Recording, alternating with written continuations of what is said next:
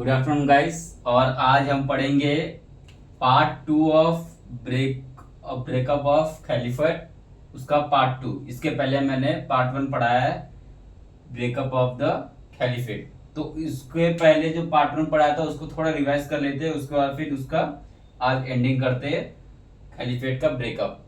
देखो, सबसे पहला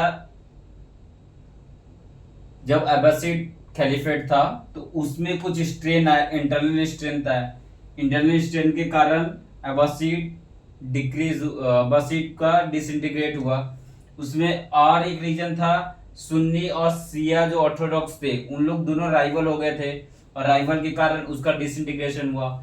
एक और था कारण, जो एक मामून था और एक आमीन था, जो दो सन थे किसके, हारून अल रशीद के। उन दोनों के बीच में फाइटिंग हुआ, सिविल वॉर ब्रोक हो गया इन 810 एडी में, जिसके कारण और डिसइंटीग्रेट हो गया। और जो अरब एम्पायर था, अरब खलीफेट था, अब्बासिड खलीफेट था, उसके आसपास में बहुत सारे रीजनल सल्तनत आने लगे, जैसे कि तुलुनिड्स आया इजिप्ट में। उसके बाद फिर एक समनीड आया सीरिया के आसपास, अफगानिस्तान के आसपास। तो ये सब के कारण अब्बासिड का डिक्रीजमेंट, अब्बासिड का डिसइंटीग्रेशन चालू हो गया। और कारण है जिसके कारण अब्बासिड एम्पायर में प्रो अरब और प्रो टर्किस ज्यादा इंक्लूड होने लगे। अब वो हम लोग, और उस टाइम पे पर्शियन एक कल्चर भी बना अब्बासिड एम्पायर के टाइम। अब आगे हम देखते हैं और कैसे डिसइंटीग्रेट हुआ अब्बासिड कैलिफेट, और डिसइंटीग्रेट कैसे हुआ पूरा मुस्लिम एम्पायर।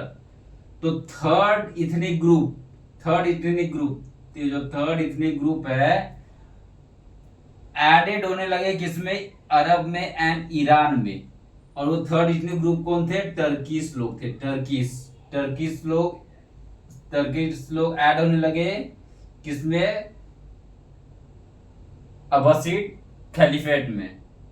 और इन्होंने 10th और 11th सेंचुरी में इतने ऐड हो गए कि इनकी क्वांटिटी इंक्रीज हो गई, और इंक्रीज के कारण ये अपना खुद का एक सल्तनत बनाएंगे। और जो टर्किस वो बहुत ही स्किल राइडर थे, वॉरियर थे, स्किल राइडर एंड वॉरियर थे। और ये कहां से आते थे, तुर्किस्तान से आते थे। और एंटर कहां किए, अब्बासिड के खलीफेट के आर्मी के अंदर, as a soldier, as a slave, Samanids के अंदर, और बुइड्स इसके अंदर, and administration as a slave और सोल्जर से काम करते थे।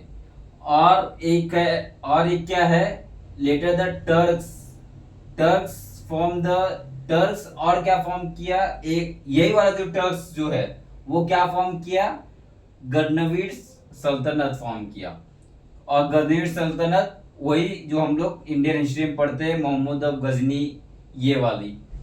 और जो ये, तो वो गजनी सल्तनत कौन एस्टेब्लिश किया, अल्पतेगीन 961 में। और इसका जो इंपॉर्टेंट रूलर हम जो पढ़ते हैं, महमूद अब गजनी, वो इसको कॉन्सोलिडेट किया था। और इनका सेंट्रल पावर तो हम लोग को पता है अफगानिस्तान और खुरासन में है।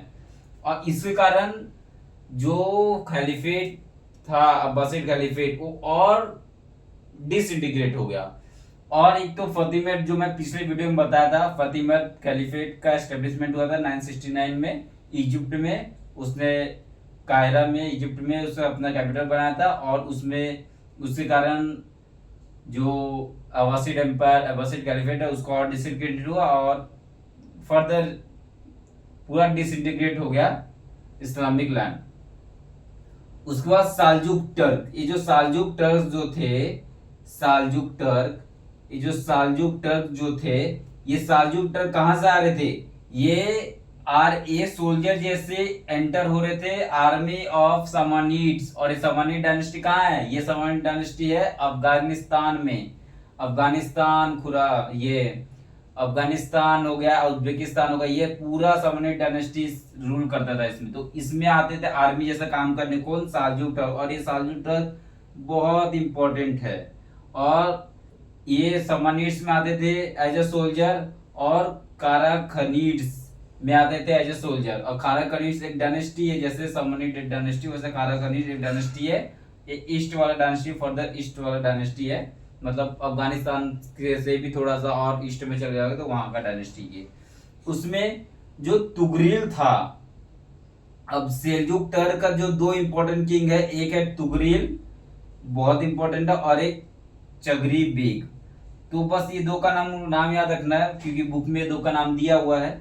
और तुगरील को खलीफ अल खैम ने टाइटल दिया था सुल्तान। और ये इंपॉर्टेंट क्यों है, क्योंकि जब तुगरील को टाइटल दिया गया सुल्तान बाय द खलीफ अल खैम, यहीं से हम लोग mark the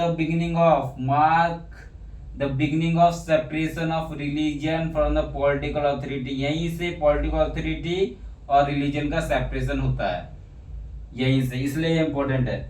end the साल्जुक Turk, ये जो साल्जुक टर्क जो थे, इन्होंने कॉन्कर किया पूरा खुरासन इन 1037 एडी में। खुरासन को भी कैप्चर कर लिया और अपना फर्स्ट कैपिटल बनाया। कहाँ पे? निशापुर। बहुत important, very very important, Nishapur को फर्स्ट कैपिटल बनाया।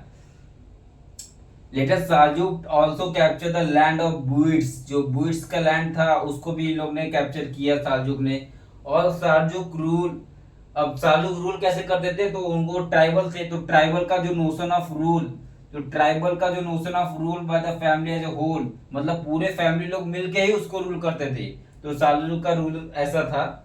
और अब साल्जुक में जो रूलर था, अभी हम लोग जो पढ़े तुगरिल खान, तुगरिल, तो तुगरिल के डेथ के बाद उसका नेफ्यू जिसका नाम है अल्प अरलासन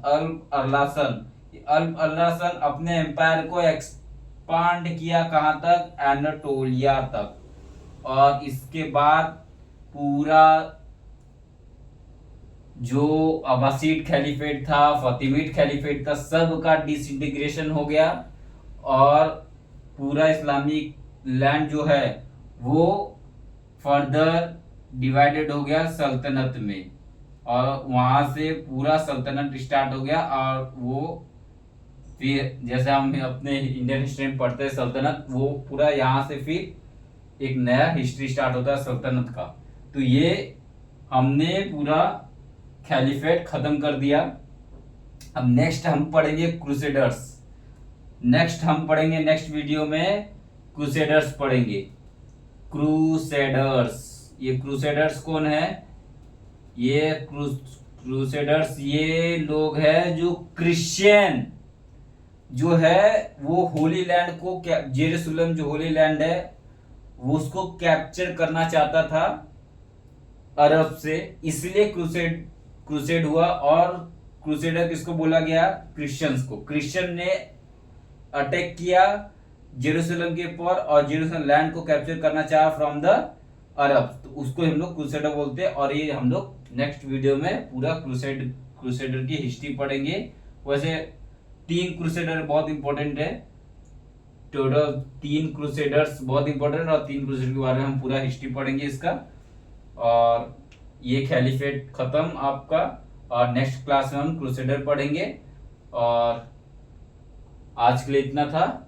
और वीडियो और इसका स्क्रीनशॉट ले लो, और एग्जाम में बस यही लिखना, इससे ज्यादा तो और कुछ लिख नहीं पाएंगे, इससे ज्यादा याद भी नहीं रहेगा एग्जाम में।